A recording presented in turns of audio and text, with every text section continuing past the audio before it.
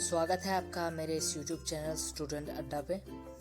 तो फ्रेंड्स, आप सबके सामने लाया हूँ CHSL SSC की जॉब, जो बेसिक 10-12th लेवल की जॉब होती है, 12th लेवल की जॉब होती है। तो आपको कुछ बेसिक जानकारी दूंगा। बेसिकली ये 12th लेवल की जॉब होती है। आप किसी भी स्ट्रीम से हैं, आप इसे अप्लाई कर सकते हैं। पासिंग मार्क्स होने चाहिए, आप पास होने चाहिए 12th। बाकी मैटर नहीं करता कि आपकी परसेंटेज कितनी है, तो नंबर मैटर नहीं करते, आप पासिंग है तो भर सकते हैं। तो बेसिक डिटेल्स आपको दे दूँ। SSC CHSL बेसिकली जो ये CHSL है, ये अलग अलग मिनिस्ट्रीज़ में जॉब दिलाती है। तो आपको कुछ बेसिक जानकारी दे देता हूँ। 6 नवंबर को SSC ने अपना ये नोटिफिकेशन निकाला था। तो 6 नवंबर से आप 15 दिसंबर तक आप इस फॉर्म को भर सकते हैं। जर्नल OBC और EWS 100 रुपीज़ फीस है। SC ST PH और वुमेन लेडीज़ वगैरह इनकी 0 फीस है। एक्स सर्विसमैन वगैरह की इनकी फ़ीस नहीं लगती है और 0 बैलेंस की फ़ीस है इनकी। और लास्ट फ़ी जो है आप भर सकते हैं 17 दिसंबर ऑफलाइन, चालान जिसे कहते हैं। तो बेसिक आप ऑनलाइन ही भरते हैं सब, तो उसमें कोई दिक्कत वाली बात नहीं है। 5000 वैकेंसीज है फ्रेंड्स, हालांकि बढ़ भी जाती है काफ़ी, फिर उसके बाद बीच में फिर बढ़ जाती है। 5000 नोटिफिकेशन में दिखाया गया है, ये बढ़ भी जाती है क्योंकि मैं खुद दे चुका हूँ इसको, तो मुझे इसका बहुत अच्छा पता है। तो एज की बात करी जाए तो 18 मिनिमम एज है और मैक्सिमम 27 ईयर्स। जर्नल OBC और EWS के लिए तो कोई ज़्यादा छूट नहीं होती है ना। तो 18 मिनिमम एज है, मैक्सिमम 27 ईयर्स है। 1 जनवरी से जो है इसका एज काउंट किया जाएगा, 1 जनवरी से। और दूसरी बात जो है SC ST OBC SC ST और PWD इनकी रिजर्वेशन की वो देखते हुए इनकी जो एज है उसको 10 साल 15 साल कर दी जाती है, तो छूट मिलती है इनको। तो 5000 वैकेंसीज है, जिसमें कि आपको बता दूँ 4 तरह की वैकेंसीज होती है। DEO होती है, कैग होती है, JSA पोस्टल असिस्टेंट जिसे PSA कहते हैं, और LDC लोअर डिविजनल क्लर्क। तो और हर विभाग में अलग अलग वैकेंसीज होती है ना। तो आप सब इसको अप्लाई कर सकते हैं। अप्लाई ज़रूर करिएगा इसको, 15 दिसंबर लास्ट डेट है, उससे पहले ही कर दीजिएगा। तो मेन जानकारी ये है बेसिक तो। और फ्रेंड्स बता दूँ, जो स्कीम है इसका प्री एग्ज़ाम होगा इसका अप्रैल में, है ना। अप्रैल में इसका एग्ज़ाम होगा, तो इस चीज़ को ध्यान रखिएगा। और मेंस उसके बाद ही होता है, 3 महीने के बाद, 2 महीने के बाद, जैसा भी ये लोग रखते हैं। उसके बाद स्किल टेस्ट होता है। 3 टीयर्स में एग्ज़ाम होते हैं, फर्स्ट टायर, सेकंड टायर और थर्ड टायर, है ना। 3 चरण जिसे कहते हैं हम। फर्स्ट टायर में जो है CBT 1 और दूसरा पेपर मोड पेन मोड होता है, पेपर पेन का पेपर होता है सेकंड। और थर्ड जो है वो स्किल टेस्ट और टाइपिंग टेस्ट होता है। तो फर्स्ट टायर जो है प्री होता है, 200 मार्क्स का होता है वो। तो बेसिक उसका स्कीम ये है कि आपको 1/4 का नेगेटिव मार्किंग होता है, 2 नंबर का क्वेश्चन होता है, तो टोटल जो है वो 200 मार्क्स का होता है। और आपको वो क्वालिफाई करना होता है। और मेंस में जो है 100 नंबर का पेपर होता है, ऐसे और लेटर का 50-50 मार्क्स का होता है। 33 नंबर लाना कंपलसरी है, ये आप सबको ज़रूरी बता दो। और स्पेशली फॉर सब्सक्राइब जो लेते हैं VH कैंडिडेट या और जो भी लेते हों, उनको 80 मिनट्स टाइम दिया जाएगा अकॉर्डिंग टू साइटेड पर्सन, है ना। उनका एक्स्ट्रा टाइम दिया जाता है, आगे बताऊंगा ये सब। तो जो प्री का पेपर होता है उसमें बेसिकली GK GS आता है, मैथ, रीजनिंग और इंग्लिश, है ना। और एस्से और लेटर मेंस में आता है। स्किल टेस्ट में आपको कोई पैसेज दिया जाएगा या टाइपिंग टेस्ट में पैसेज दिया जाता है, वो आपको कंप्लीट करना पड़ता है। तो वो भी बताता हूँ आगे। तो आगे चलता हूँ मैं।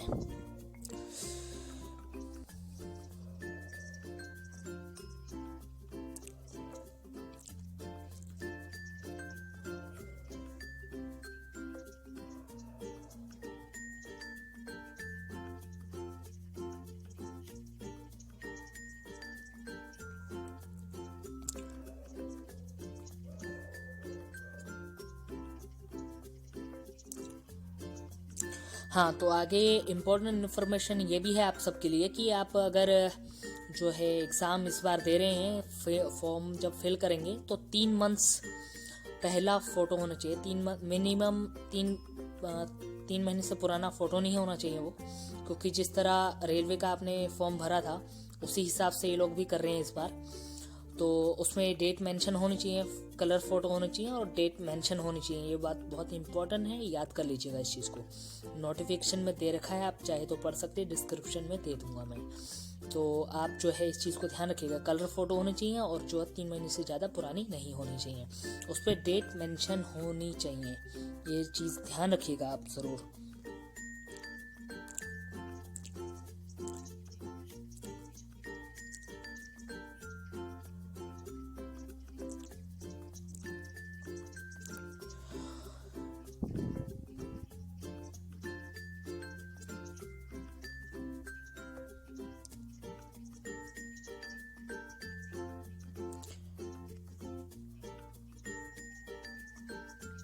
और आपको बता दो, एग्ज़ाम की फ़ीस आपको रिफ़ंड नहीं की जाती है। जो ओबीसी, जर्नल और ईडब्ल्यूएस वाले हैं वो 100 रुपये उनको वापस नहीं मिलते। ये एग्ज़ाम की पॉलिसी है। और एग्ज़ाम जो एसएससी कराती है बॉडी, वो आपको 100 रुपये नहीं देती है। ये बात का खास ध्यान रखिएगा।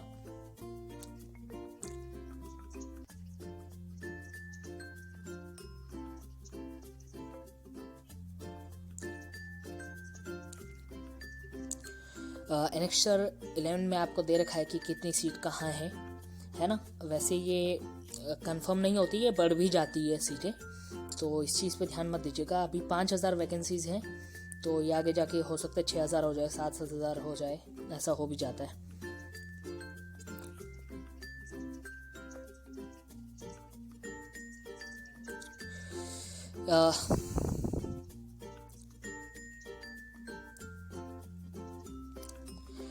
एनेक्स्चर 14 में दे रखा है जो VH कैंडिडेट हैं उनको डायग्राम वगैरह नहीं दिया जाएगा। जो 40% अबव की डिसेबिलिटी है जिनकी, है ना, 100% डिसेबिलिटी वाले, ये 75, 95, 80 ऐसी वाली डिसेबिलिटी है जिनकी, 40% वालों को डायग्राम वगैरह दिया जाएगा एक पेपर में, वो सॉल्व कर सकते हैं क्वेश्चन, है ना। मगर जो VH कैंडिडेट है उनको नहीं दिया जाता है, क्योंकि डायग्राम देखना पड़ता है ना। ये बताना इम्पोर्टेंट है।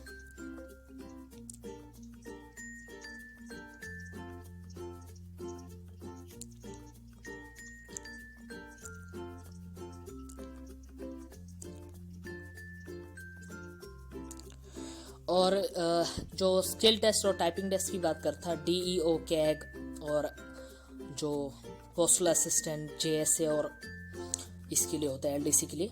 तो जो DEO के लिए होता है 15 मिनट दिया जाता है साइटेड पर्सन को टाइमिंग टाइप करने के लिए मैटर, और 35 मिनट्स पर वर्ड होना चाहिए, 50 वर्ड्स पर मिनट, सॉरी, है ना।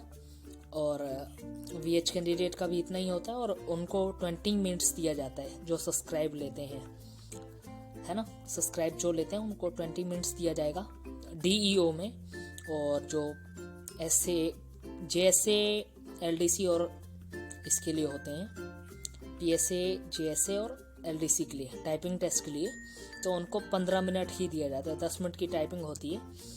और ये बता दो आपको कि जो DEO के लिए होती है वो इंग्लिश मैटर में ही टाइपिंग होती है, उसमें कोई लैंग्वेज का कोई दिक्कत नहीं है। और जो टाइपिंग टेस्ट होता है वो हिंदी और इंग्लिश में होता है। तो जब आप ऑनलाइन फॉर्म सबमिट करेंगे तो सोच समझ के करिएगा, क्योंकि लास्ट टाइम पे वो चेंज नहीं होता है ना। लास्ट टाइम पे वो चेंज नहीं होगा, हिंदी या इंग्लिश, तो इस चीज़ को ध्यान रखिएगा।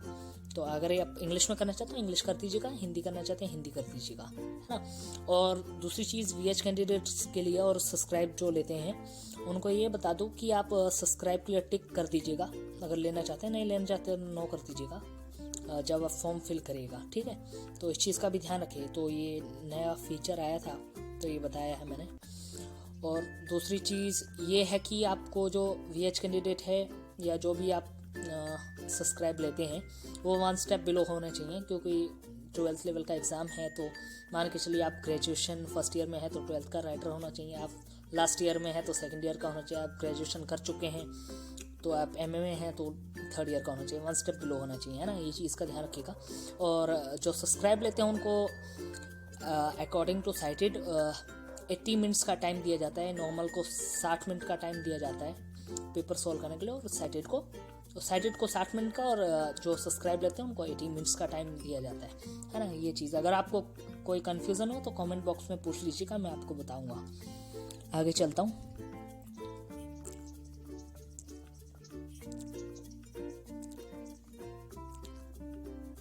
जो CBT 1 होता है वो कंप्यूटर बेस्ड एग्ज़ाम होता है, आपको बता दूँ, ये मैंने आपको पहले भी बताया था, कंप्यूटर बेस्ड एग्ज़ाम होता है। तो 4 सेक्शन होते हैं, हिंदी है ना, इंग्लिश है ना, और GK और मैथ और रीजनिंग है ना, और 1/4 की नेगेटिव मार्किंग होती है, तो बता दिया था। और दूसरा जो सेकंड पेपर होता है इसका, वो पेपर मोड होता है, पेपर पेन, और उसमें ऐसे और लेटर होता है, वो आपको क्वालिफाई नेचर होता है, मगर 33 नंबर लाना कंपलसरी है।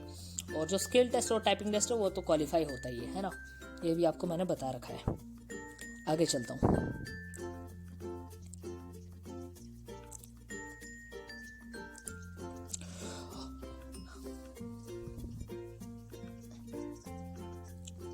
हाँ, तो जो आप जैसे PWD कैंडिडेट्स है उनको 10 ईयर्स की छूट मिलती है एज रिलैक्सेशन में, है ना, तो ये चीज़ बताना इम्पोर्टेंट था।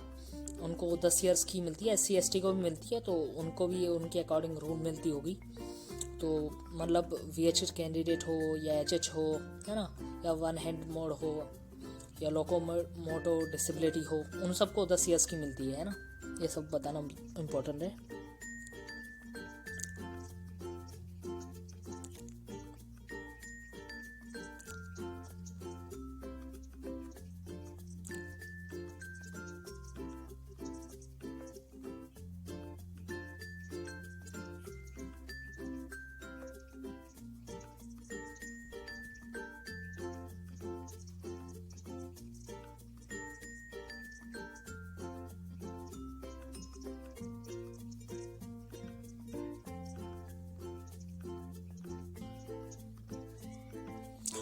जो सब्सक्राइब लेना चाहते हैं पेज नंबर 26 पे आएंगे आप नोटिफिकेशन के लिए, तो उधर से आप इसको प्रिंट भी कर सकते हैं, या आपको सेंटर पे भी मिल जाएगा ये एनेक्चर 26।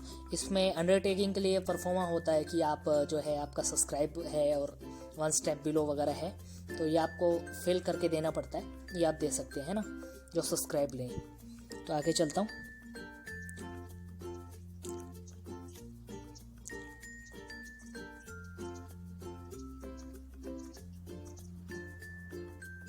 और जो आप एक बार रजिस्ट्रेशन कर लिए हैं मतलब SSC में, तो वही चलता रहेगा, आप दोबारा नहीं कर सकते, नहीं तो आपका एग्ज़ाम कैंसिल कर दिया जाएगा, ये भी नोटिफिकेशन में दे रखा है, बताना इम्पोर्टेंट है।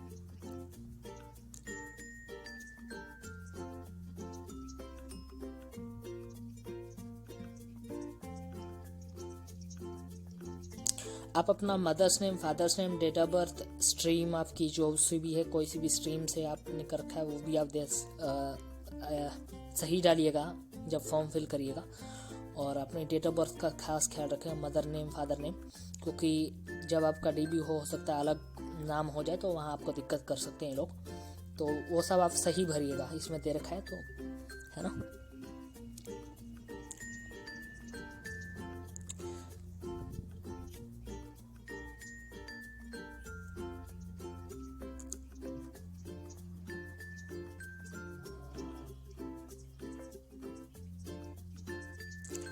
जो मैं आपको बता रहा था कलर फ़ोटो देना है आपको, 3 मंथ से ज़्यादा पुराना नहीं होना चाहिए, वो वही दिखा रहा है अभी। पेज नंबर 34 पे है ये, आप देख सकते हैं, कोई दिक्कत वाली बात नहीं है। तो इसमें आप खास ख्याल ये रखिएगा कि 3 मंथ से पुराना नहीं होना चाहिए। और जैसे आपको पता होगा रेलवे का आपने फॉर्म भरा होगा प्रीवियस, तो ग्रुप C में भी यही था, ग्रुप D में भी यही था कि आप प्रीवियस 3 मंथ का ही आपका देना ही वो फ़ोटो है ना, उस पर डेट मेंशन होनी चाहिए और कलर फ़ोटो होना चाहिए, ये चीज़ ध्यान रखिएगा।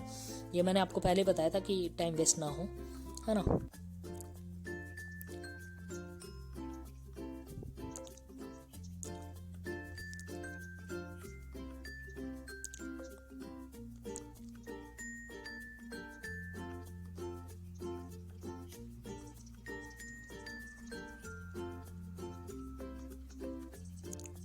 पेज नंबर 42 पे एससी का फॉर्मेट का वो सर्टिफिकेट है ना, परफॉर्मा है। आप इस परफॉर्मा से आप वो एससी का सर्टिफिकेट दीजिएगा, है ना, ये इसमें दे रखा है।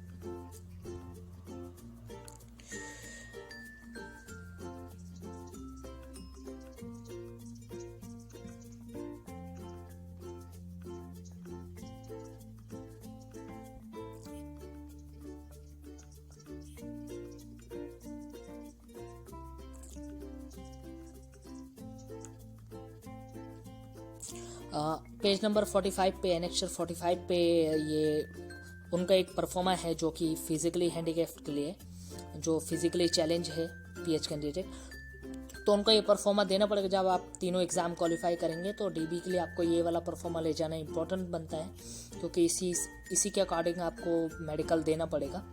ये मेडिकल फॉर्मेट का परफॉर्मा है, तो आपको ये ज़रूरी ही देना है। ये आपको डिस्ट्रिक्ट किसी भी अपने डिस्ट्रिक्ट से किसी भी गवर्नमेंट हॉस्पिटल से बना के, जो सिविल सर्जन है और सीएमओ का स्टैंप वगैरह लगता है और सिविल सर्जन का साइन वगैरह, आपका फ़ोटो वगैरह लगेगा, तो आपको देना पड़ेगा डीबी के टाइम पे। तो ये ले जाना ना भूलें।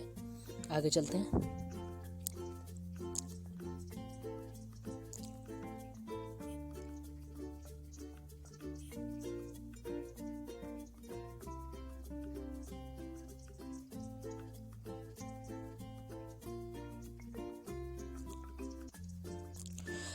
पेज नंबर 50 पे आएंगे, एनेक्चर 50 पे आएंगे तो एक्सेप्शन दे रखा है टाइपिंग के लिए, आप एक्सटेंशन ले सकते हैं, है ना। इसमें फिजिकली हैंडीकैप ले सकते हैं, वीआई हो या वन हैंडेड, जिनका वन हैंड नहीं है वो भी ले सकते हैं। एचएच वगैरह शायद इसमें एलिजिबल नहीं होते हैं, क्योंकि वो सब तो देख के उनका कर सकते हैं वो काम, है ना। तो इसमें आपको क्या करना पड़ेगा, अपने डिस्ट्रिक्ट से जो है किसी भी गवर्नमेंट हॉस्पिटल में जाके सिविल सर्जन से ये फॉर्म भरवाना पड़ेगा। और कितनी डिसेबिलिटी आपका 40% अबव होनी चाहिए। ये पहली बात बता दूँ आपको, किसी को कन्फ्यूज़न नहीं होनी चाहिए इस बात की। 40% अबव जिसकी डिसेबिलिटी है, परमानेंट डिसेबिलिटी है, वो इस परफॉर्मा को देगा। और एसएससी जो है, जब आपका दोनों एग्ज़ाम क्लियर होगा, प्री और मेन, उसके बाद जब स्किल टेस्ट तो आपको देना ही पड़ेगा, उसमें ये परफॉर्मा काम नहीं करेगा। टाइपिंग टेस्ट में काम करता है, जैसे पीएसए है ना, पोस्टल असिस्टेंट है, जेएसए है और एलडीसी में, तीनों में काम करता है। तो ये आप दे सकते हैं। 40% जिसका अबव है डिसेबिलिटी वो ही दे सकता है, वन हैंड वाला तो दे ही सकता है, वो बात तो पक्की है। और जिसकी 40% डिसेबिलिटी है वो नहीं दे सकता भाई, इसको ये बात ध्यान रखिएगा। तो बाकी इसमें कुछ ज़्यादा बताने लायक है नहीं, बाकी बहुत लंबा नोटिफिकेशन है ये, और जो मेन बातें थी वो मैंने आपको बता दी है। और बाकी अगर आपका कोई डाउट हो तो आप कमेंट बॉक्स में ज़रूर लिखिएगा, मैं ज़रूर से ज़रूर उसका जवाब दूंगा, किसी माध्यम से वीडियो बना के या तो कमेंट में ही, है ना। तो अच्छी खासी वैकेंसी, आप ज़रूर अप्लाई करिए, अच्छी अपॉर्चुनिटी है 2021 के लिए, है ना। अभी 2019 का प्री हो चुका है और आंसर की वगैरह भी आ चुका है, अब कट ऑफ बनाने की तैयारी होगी, तो आगे देखते हैं, है ना।